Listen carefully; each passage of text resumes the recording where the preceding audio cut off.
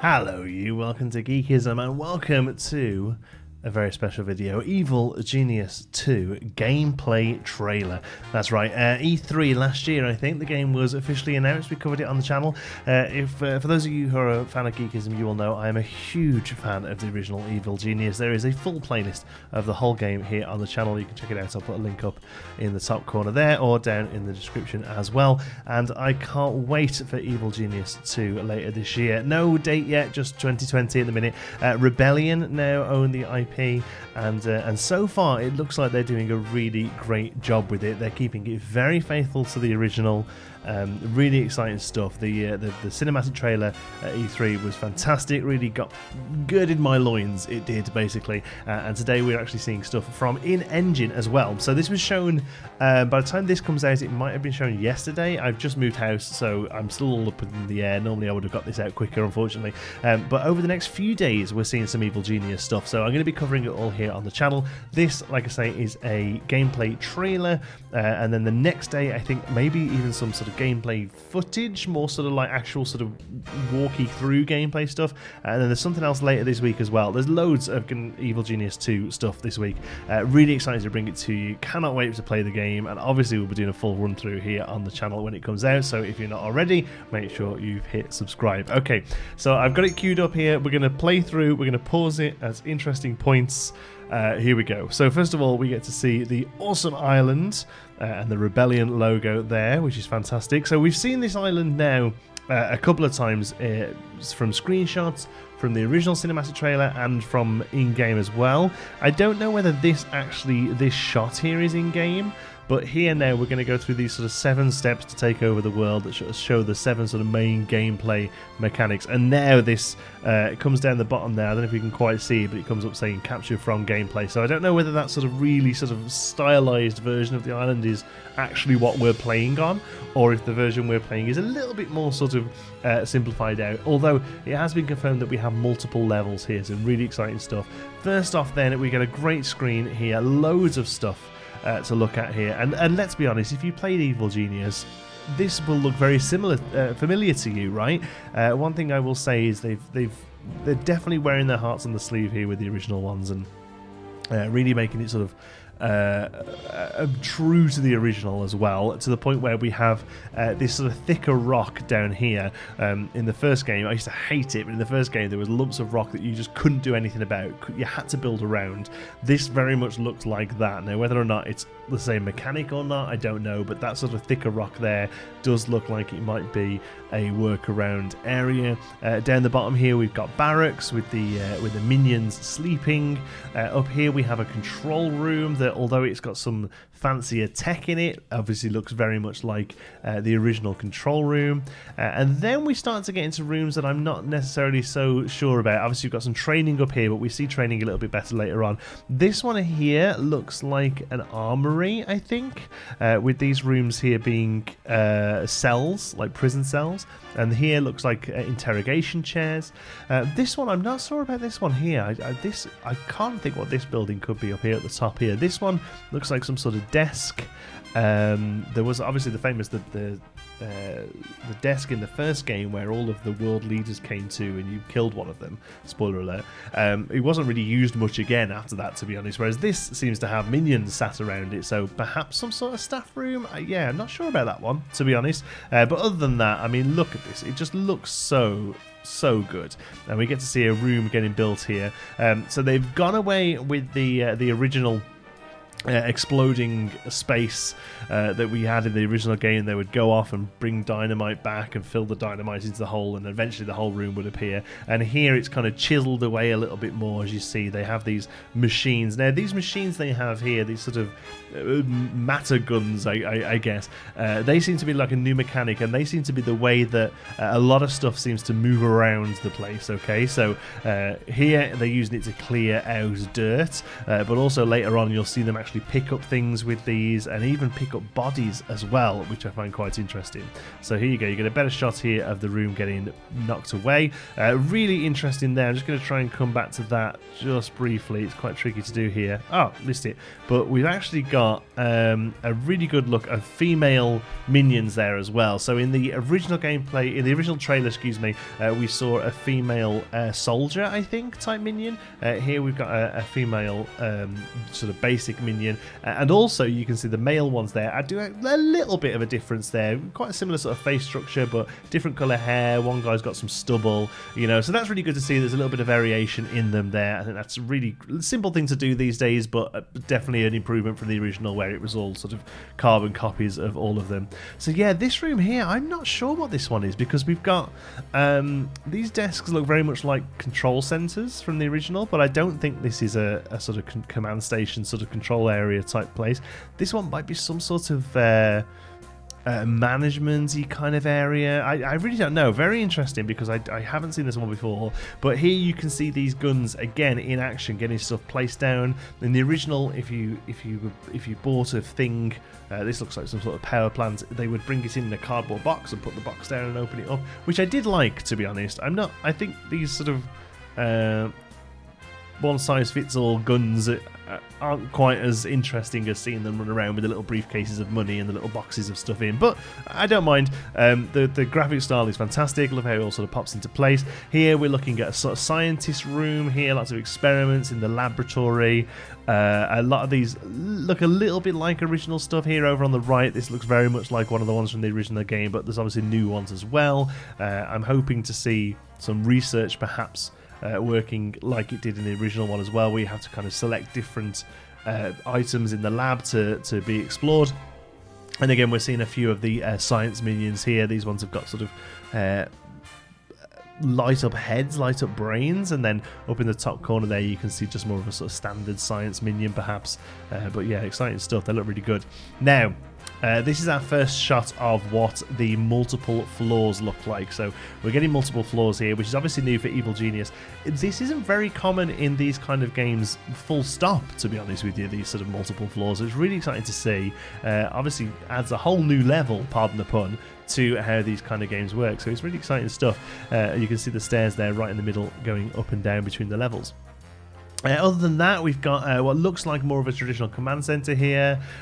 This one looks like a training area, or like a mood area, like increasing mood, that kind of thing. This one looks like barracks down the bottom here, and these little pods are quite sweet. I quite like these. This looks a little bit like a Silicon Valley tech company kind of thing they would have. Yeah, let's get these jam pods that everyone can sort of sit and express their ideas. That's what I'm getting from that, but I don't know what it actually does in the game. Maybe it's just sort of a little mini little staff room, but I think it's awesome how you can place them down as free as you like. The walls seem to be really thin, lots of placement options with them all as well. I'm really excited to be able to play around with this and see the cool sort of shape bases that we can make. And then we come up another level, and again we've just got a lot more to see. It's basically a zoomed out version of that first shot I think we saw, but again, armory down here, barracks, lots of training spaces, which we'll talk about in a moment. But we've got to point out the elephant in the room. Look at this giant golden Maximilian with some sort of molten lava or something pouring out of his bucket. That's so crazy. I mean, it's very sort of a bit of Bioshock, a bit Soviet Russia kind of thing going on. I think it's fantastic. It looks like that's going to be some sort of Doomsday Device. In the original game, if you don't know, the whole game was built towards building this one Doomsday Device, a rocket that did a multitude of different things depending on which angle you played the game from, and you would sort of ransom the world off against this rocket. And it looks like gameplay loop wise, we have a very sort of similar setup here, which is exciting. Looking at the training then, we've got some armory training up here by the looks of things, some punch bags, you know, punching guys. This stuff here looks to me like social minion training, and I think it's the first example we've seen of social minions, which is exciting. The main three crooks of minions, they start off as the boiler suits, the fodder, you know, the red shirts, I guess. although they're yellow in this. And from there, they can train up one of 3 angles. There's science, which is, as you would expect, scientists, laboratorists, that kind of things. Laboratorists? I think I might have just made a word up there. Laboratorists. There's then the armory sort of level, the henchmen, so they start off as just punching and kicking, and then they move up to specialists like martial arts or snipers, and then there's the third one is the social minions, so they're things like valets, diplomats, spin doctors, that kind of thing, and they're able to sort of twist the narrative of the place and also sort of get rid of unwanted guests a little easier. So really excited to see some training there with the TV cameras and the cocktail party kind of stuff. That's definitely social minion training there. I think in a moment we get a better shot of the training. There we go. So here we get to see what some of that training looks like. So there's a few interesting things I want to show you here looking at the training. Again, basing this on having played the first one, really. The main thing is that a lot of this, oh my word, a lot of this training, I'm trying to go back far enough, a lot of this training, there doesn't seem to be anybody helping them train. So in the first game, if you had a sort of boilerplate minion here, training to be a level 1 soldier, the sort of basic level of soldier, which probably is this fellow up here, it would require a soldier to come in and show them how to do it. And then when that soldier wanted to sort of level up to a marksman, it would require a marksman to come in and show them how to do it. And it was one of the biggest issues in the original game, is that you could only have 100 minions full stop total. So you would very often have sort of 30 to 40 boiler suit minions, and then they would spread off, and you'd be lucky to get maybe 4 or 5 minions of the sort of top level ones. And if you lost 2 of the ones below, or lost 2 of those, it would take a long time to get them back again because of that training sequence having to go all the way through, and it would take a lot of manpower off the floor to get stuff done. So it's really exciting here to see at least the lower levels of stuff. They are getting the ability to train themselves without the requirement of a higher up level training them. Although saying that, see here, that looks like this is the science basic one here. There's sort of my first tools on the wall. That looks really great. They can come in and fix something, probably to become the first science one. But then if you're looking at some of the more later stuff, or maybe different angled stuff, they can train with science minions or higher up minions helping them out. Now interestingly, there are 2 boiler suit minions here, so they're basic level, and there's one here with a chalkboard which would suggest science, and there's one here tinkering with some tools which again would suggest science. So part of me thinks that each of the levels is going to have, or at least the basic levels, is going to have a way of leveling up on your own without any help that's going to take a certain amount of time, a certain amount of resources, or you can have one of these where a team member's going to come in and help you train, and perhaps you do it quicker or do it better. That kind of thing's maybe how they're doing it. Again, I'm kind of really spitballing ideas here. We've got a 2-minute video and I'm 12 minutes in. I'm milking this, right? Here's a cool one. Look at these cool plants. This looks so good. I love the art style. I love the fact that they've kind of kept the look of the original, but really brought it into a modern art style. It very much reminds me of 2 Point Hospital in a very good way. They sort of took the original charm of Theme Hospital and really sort of pulled it into a modern sort of really physical looking art style. I think like it almost looks like it's clay, you know. I think it's fantastic. So we see them all training up here. Look, there we go. He's got his Neo Cortex kind of hat on him. That looks awesome. Oh, that's what those desks are. That's like an armory desk. Look. Security cameras. That looks good. This looks like a medicine bay. Looks like they're getting some medics there. These look great. This is some sort of laboratory. Look at this dude. He looks fantastic. Laboratory. Here's your huge command center. Love the plants. That was something wasn't really a thing in the original game. Was just stuff for look's sake. Apart from the landmarks that you would steal and bring back. There wasn't really much in the way of just making the place look nice, which is, I'm a big fan of that. If you're a fan of Geekism, you'll know that we are a big fan of making the place look like plants on a wonk is a big thing for us, so that's really good to see. Now, we've got Henchmen. Henchmen are sort of high-level NPCs who sort of go around your base and look after the place, and they're a bit higher up than basic minions. Now, I'm pretty sure, I don't remember all the henchmen, honestly, from Evil Genius 1. There were quite a few of them, but I'm pretty sure that 3 of these are new. We have the pilot lady, we have the the Von Trapp dude, the guy from Jumanji. We have the Phantom of the Opera from the looks of things. They're all new ones, I think. I don't recognise any of those. That last guy there, that looks like Eli Barracuda, who was one of the basic ones. He was the lady boss. I forget her name now. There was Maximilian, and then there was a woman and like an Asian guy. They were the three ones. I can't remember what her name was. I always played as her because she had a larger area of influence. Anyway, he was her basic minion. Henchman, sorry, Eli Barracuda. So that's cool to see him back, or somebody very similar from the looks of things. Basically, these would head around and keep an eye on the place. They look fantastic. Look at him sort of screaming through. That's great. So here then, we've got to have a look at this because this is our first shot, first decent shot of a casino. Okay, so in the original game, you could build a hotel sort of out on the island, out on the beach, and part of the hotel was a casino. And it was more hassle than it was worth, and people often didn't bother because it would take up all of your social minions. It was really out of the way. In this game, they've actually built that casino into the mountain, and now it's a proper front, as in it is physically the front of your layout. You can now have it like this, but also a front in that it hides away some of the bad stuff, or all the bad stuff, I guess. So again, lots of really nice looking stuff here, plants and that sort of rockery up in the corner there, but also you've got a roulette table there. You've got some sort of like betting station here, like a horse betting station or something, and obviously your slots, your one-armed bandits, that kind of thing as well. So I think we get a better shot of those later on, but here are all your henchmen doing stuff. So there are two main parts to Evil Genius, and the first one is obviously the base building mechanic. The second one is this screen, where you go out into the world and commit acts of infamy, and this is how you bring back money, notoriety, and landmarks and loot, basically. This has obviously had a big upgrade since the first one. The first one's very basic graphics. I was really, really excited to see. I know I say really a lot, I'm sorry, but I was really excited to see how they did this one, because I didn't expect us to have like a full gameplay loop out of here. I still imagined it would be very much like send people out, almost like a game of Risk. But I was excited to see how they did this, and graphic wise, I mean I'm trying to stop saying really.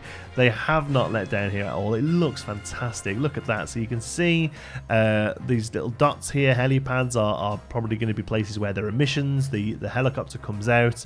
These little dots here, I imagine, maybe are missions. So the helipads, maybe you pick a helipad for each area that you can get to. I don't know. Maybe they've changed this mechanic a little bit. Maybe they've kept it really similar. Hopefully we'll find out later this week. But I'm really, really, really, I'm going to say it now, I'm leaning into it, really happy with how that looks, at least. It'll be exciting to see how it actually plays. Here's one of their landmarks that they've took back, their loot. It's King Arthur's sword and a stone, I guess. And usually those things have like an area of influence around them that give people buffs as they walk past. It makes them feel good. It makes them feel prepped and pumped. Dispose of secret agents. So obviously good guys, I guess, are going to be coming into the place and kicking off and causing a ruckus. There was famously like 4 or 5 big ones in the first game. There was like a James Bond type who was called John Steele, and then there's a few others, but then there's also like basic level ones as well, like just regular kind of spies who come in and have a look. But there's we've got to take a look at some of this stuff. I'm sorry, let's just go away, AVG, thank you. Thanks. Let's just take a look at this a little bit slower. I want to see what this casino looks like, because it's definitely like this is now the place where you start. They come in through the casino and they have to find the back door into the base, Pictures on the wall, they look fantastic. Statues, I love all this rockery stuff. But look at all the variation in the characters as well. So these are obviously going to be tourists. Again, tourists would turn up at the island and you've got to deal with them. And usually something like a casino is the best place to get them and just keep them out of the way. This guy, who's this guy at the top here? We get to see him again in a moment. Look at this guy here. That's got to be a henchman, I would imagine. But here's our spies coming in. He's trying to play it cool. And then obviously with the spies, the best way to get rid of them is using traps. There's wind blowers. There's a punching glove. That's pretty awesome.